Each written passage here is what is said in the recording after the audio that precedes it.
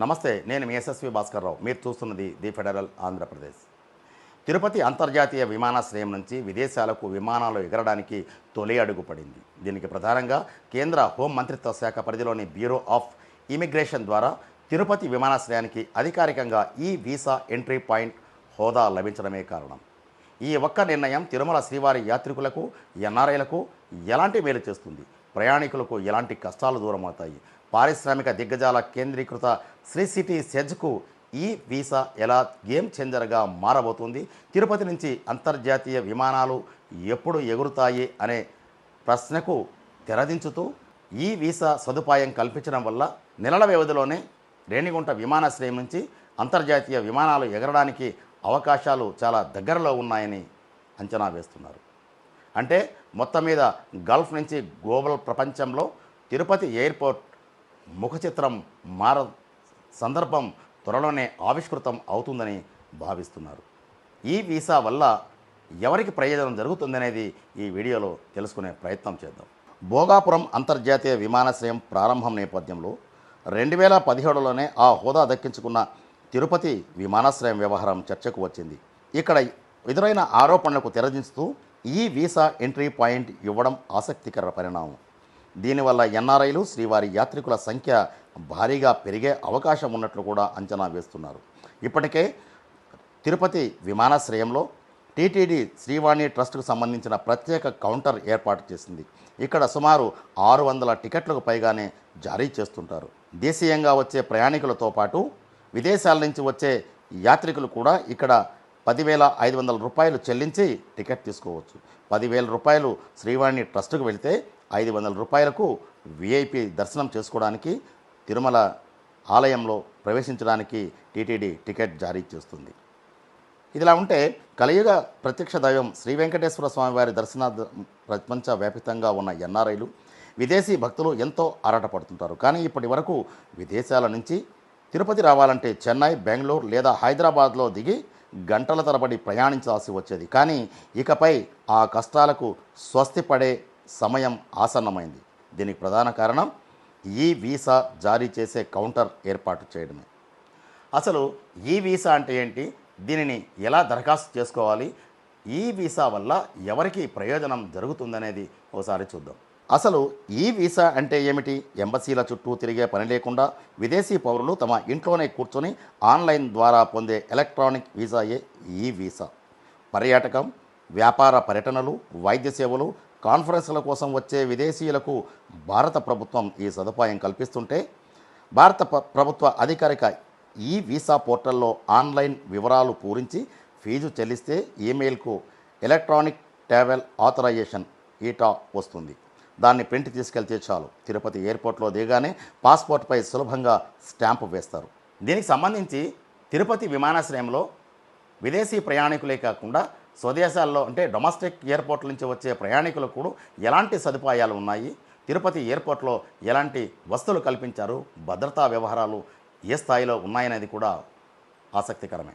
1968లో రేణిగుంట వద్ద ప్రారంభమైన 56 ఏళ్ల నాటి ప్రాచీన విమానాశ్రయానికి 2017లోనే అంతర్జాతీయ హోదా దక్కింది.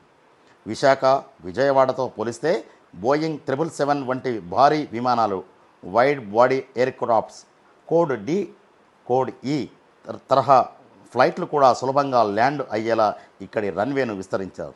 రాత్రివేళ ల్యాండింగ్ సదుపాయాలు కూడా ఉన్నాయి. ప్రస్తుతం తిరుపతి గరుడ టెర్మినల్లో ఇమిగ్రేషన్ కౌంటర్లు, customs checking, foreign regional registration office విభాగాలను కూడా ప్రభుత్వం సిద్ధం చేసింది. అయితే విదేశాలకు తిరుపతి విమానాశ్రయం నుంచి నేరుగా విమానాలు లేకపోయినా సులభంగా ప్రయాణించవచ్చు, కష్టాలను కూడా దూరం చేసుకోవచ్చు. ఆ సదుపాయాన్ని భారత ప్రభుత్వం కల్పించింది. అది ఎలాగంటే, చాలామందికి ఉన్న సందేహం, తిరుపతి నుంచి నేరుగా విదేశాలకు డైరెక్ట్ విమానాలు లేనప్పుడు ఈ వీసా వల్ల ఉపయోగాలేంటి అనేది మెదళ్లను తొలిచే ప్రశ్న. ఇక్కడే ఉందండి అసలు మ్యాజిక్. త్రూ చెక్ ఇన్ విధానం ద్వారా ప్రయాణికులు తిరుపతి ఎయిర్పోర్ట్లోనే బోర్డింగ్ పాస్ తీసుకొని ఇమిగ్రేషన్, లగేజీ చెక్ ఇన్ ఇక్కడే పూర్తి చేసుకోవచ్చు. దీనివల్ల ఢిల్లీ, ముంబై, బెంగళూరు, చెన్నై, హైదరాబాద్ వంటి ఎయిర్పోర్ట్లో దిగినప్పుడు ప్రయాణికులకు చాలా కష్టాలు దూరమవుతాయి. అందులో ప్రధానంగా లగేజీ మళ్ళీ కలెక్ట్ చేసుకోవాల్సిన అవసరం ఉండదు. మధ్యంతర ఎయిర్పోర్ట్లలో ఇమిగ్రేషన్ క్యూ లైన్లలో మళ్ళీ నిలబడి నిరీక్షించాల్సిన బాధ తప్పుతుంది. నేరుగా ఇంటర్నేషనల్ టెర్మినల్లోని సెక్యూరిటీ ఏరియాకు ప్రయాణికులు వెళ్ళిపోవచ్చు. ఇది ఈ వీసా వల్ల కలిగే ప్రయోజనాలు. ఇదిలా ఉంటే తిరుపతి విమానాశ్రయానికి 1.5 గంట దూర ప్రయాణంలో ఉన్న శ్రీ సిటీ సెజ్ వల్ల ఆ సెజ్కు ఇక్కడి విమానాశ్రయం ఎలాంటి ఉపయోగాలు ఉన్నాయి, ఎలాంటి మేలు జరుగుతుందనేది కూడా ఇక్కడ ఆసక్తికరమే. ఈ వీసా హోదా వల్ల కేవలం భక్తులకే కాదు, ఆంధ్రప్రదేశ్ పారిశ్రామిక ప్రగతికి ద్వారమైన శ్రీ సిటీ ఎంతగానో ఉపకరిస్తుంది. 8,000కు పైగా ఎకరాల్లో విస్తరించి 31 దేశాలకు చెందిన 260కి పైగా పరిశ్రమలతో డైకిన్, ఎల్జీ, ఇసుజీ, ఆల్ట్రామ్ వంటి దిగ్గజాలు కంపెనీలు ఇక్కడ పరిశ్రమలు ఏర్పాటు చేశాయి. 53,000 కోట్ల పెట్టుబడులు ఆకర్షించిన శ్రీ సిటీకి తిరుపతి ఎయిర్పోర్ట్ కేవలం గంటన్నర దూరంలోనే ఉంటుంది. విదేశీ పెట్టుబడిదారులు, విఐపి ప్రతినిధులు చార్టర్డ్ ఫ్లైట్లలో నేరుగా తిరుపతికి వచ్చి ఇమిగ్రేషన్ పూర్తి చేసుకోవచ్చు. అంతేకాకుండా రాయలసీమ, నెల్లూరు జిల్లాల నుంచి కువైట్, యుఏఈ వంటి గల్ఫ్ దేశాలకు వెళ్ళిన లక్షలాది మంది తెలుగు కార్మికులకు, ప్రవాసాంధ్రులకు కనెక్టింగ్ సర్వీసుల ద్వారా ప్రయాణ సమయం, శ్రమ భారీగా ఆదా అవుతుంది. ఈ వీసా వల్ల విదేశాలకు నేరుగా ప్రయాణించే వెసులుబాటు అందుబాటులోకి ఎలా వచ్చిందంటే, ముఖ్యంగా ఏ ఎయిర్పోర్ట్కైనా విదేశాల నుంచి డైరెక్ట్ ఫ్లైట్స్ రావాలంటే ముందుగా ఈ వీసా, ఇమిగ్రేషన్ అనుమతులు ఉండాలి. కేంద్రం ఈ అడ్డంకిని తొలగించడంతో భవిష్యత్తులో ఎమిరేట్స్, ఎయిర్ ఇండియా వంటి అంతర్జాతీయ సంస్థలు తిరుపతి నుంచి సర్వీసులు ప్రారంభించడానికి ప్రధాన పునాది పడినట్లుగానే భావిస్తున్నారు. ఇప్పటికే నెలకు 65,000 నుంచి 75,000 మంది ప్రయాణికులు హ్యాండిల్ చేస్తూ తిరుపతి విమానాశ్రయంలో అధికారులు సేవలు అందిస్తున్నారు. ఇక్కడ ఇమిగ్రేషన్ చెకింగ్తో పాటు భద్రతా సదుపాయాలు, ల్యాండింగ్ సదుపాయం కూడా ఆశించిన స్థాయి కంటే ఎక్కువగానే ఉంది. అంటే అంతర్జాతీయ ప్రమాణాలకు ధీటుగా రేణిగుంట విమానాశ్రయంలో వసతులు కల్పించడానికి కేంద్ర విమానయాన శాఖ మంత్రిత్వ శాఖ ప్రత్యేక శ్రద్ధ తీసుకుంది. దీంతో 20 నుంచి 30 కోట్ల వార్షిక ఆదాయం పొందుతున్న తిరుపతి ఎయిర్పోర్టుకు భవిష్యత్తులో విదేశీ విమానాలు ఎగిరితే టీటీడీకి, స్థానిక పర్యాటక రంగానికి ఆదాయం పెరగడమే కాకుండా వేలాది మందికి ఉద్యోగ ఉపాధి అవకాశాలు కూడా లభించడానికి ఏమాత్రం సందేహం లేదు. తిరుపతి విమానాశ్రయానికి రోజుకు 1 లేదా 2 అంతర్జాతీయ విమాన సర్వీసులు వచ్చినా సరే హ్యాండిల్ చేయగలిగిన సామర్థ్యం ఉందని ఎయిర్పోర్ట్ డైరెక్టర్ భూమినాథన్ చెబుతున్నారు. ఎన్ఆర్ఐల ప్రయాణానికి చెకింగ్, ఇమిగ్రేషన్తో పాటు మిగతా లాంఛనాలు పూర్తి చేయడానికి సరిపడా సిబ్బంది సమర్థంగా ఉన్నారని ఆయనది చెప్పే మాట. మొత్తానికి తిరుపతి విమానాశ్రయానికి ఈ వీసా గుర్తింపు రావడం అనేది ఆధ్యాత్మిక రాజధానికి దక్కిన మైలురాయి. భవిష్యత్తులో అనడం కంటే సాధ్యమైనంత త్వరలోనే విదేశీ విమానాలు ల్యాండింగ్ కావడానికి మార్గం ఏర్పడింది. దీనికి గల్ఫ్, యుఏఈతో పాటు మిగతా దేశాల్లో భారతీయులు అధికంగా ఉన్న దేశాల్లోని విమానయాన సంస్థలతో భారత ప్రభుత్వం ద్వైపాక్షిక చర్చల ద్వారా త్వరలోనే అంతర్జాతీయ సర్వీసుల ప్రారంభానికి మార్గం సుగమం చేయడానికి సంప్రదింపులు సాగించాల్సిన అవసరాన్ని కూడా ఈ వీసా కౌంటర్ ఇవ్వడం అనేది చర్చకు తెరదీసింది. దీనివల్ల శ్రీవారి దర్శనానికి వచ్చే విదేశీ భక్తుల సంఖ్య పెరగడం కాకుండా టీటీడీకి, అదేవిధంగా విమానయాన సంస్థకు కూడా తిరుపతి నుంచి ఆదాయం మరింత రెట్టింపు అయ్యే అవకాశాలు ఉన్నట్లు భావిస్తున్నారు.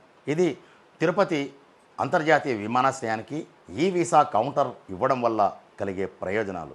రాయలసీమకు, ప్రధానంగా ఏపీకి ముఖద్వారంగా ఉన్న చిత్తూరు జిల్లా తిరుపతికి సమీపంలోని తిరుపతి విమానాశ్రయానికి దశాబ్ద కాలం కిందటే అంతర్జాతీయ హోదా దక్కింది. రాయలసీమ జిల్లాలోని 4 జిల్లాలు, నెల్లూరు, ప్రకాశం ప్రాంతాల నుంచి వేలాదిగా గల్ఫ్లోనే కాకుండా అనేక అభివృద్ధి చెందిన దేశాల్లో కూడా ఉద్యోగాలు, ఉపాధి కోసం వెళ్ళిన వారి సంఖ్య లక్షల్లోనే ఉంటుంది. వీరందరికీ ఈ వీసా కౌంటర్ ఏర్పాటు చేయడం వల్ల మంచి సదుపాయం అందుబాటులోకి రావడంతో పాటు భవిష్యత్తులో అంతర్జాతీయ విమానాలు ఎగరడానికి కూడా దోహదం చేస్తుందని అంచనా వేస్తున్నారు. దీనికి ప్రధానంగా దాదాపు దశాబ్ద కాలం కిందట అంతర్జాతీయ హోదా దక్కించుకున్న రేణిగుంట విమానాశ్రయాన్ని కాదని, అదే సందర్భంలో భోగాపురం వద్ద అంతర్జాతీయ విమానాశ్రయం ఏర్పాటు చేసి అక్కడి నుంచి విదేశాలకు విమానాలను ఫ్లై చేయించడానికి ఏర్పాట్లు జరిగాయి. ఈ సందర్భంగా వచ్చిన ఆరోపణల నేపథ్యంలో ఆలస్యంగానైనా కళ్ళు తెరిచిన కేంద్ర ప్రభుత్వం తిరుపతికి ఈ వీసా కౌంటర్ ఇవ్వడం అనేది ఒక స్వాగతించిన రిపీట్, స్వాగతించదగ్గ పరిణామమని ఈ ప్రాంత ప్రజాప్రతినిధులు, వలస కార్మికులు హర్షం వ్యక్తం చేస్తున్నారు. మరో ఆసక్తికరమైన కథనం కోసం చూస్తూనే ఉండండి ది ఫెడరల్ ఆంధ్రప్రదేశ్. ఈ కథనంపై మీ అభిప్రాయాలను కామెంట్ బాక్స్లో తెలియజేయండి. SSV Bhaskar Rao, federal correspondent, Tirupati.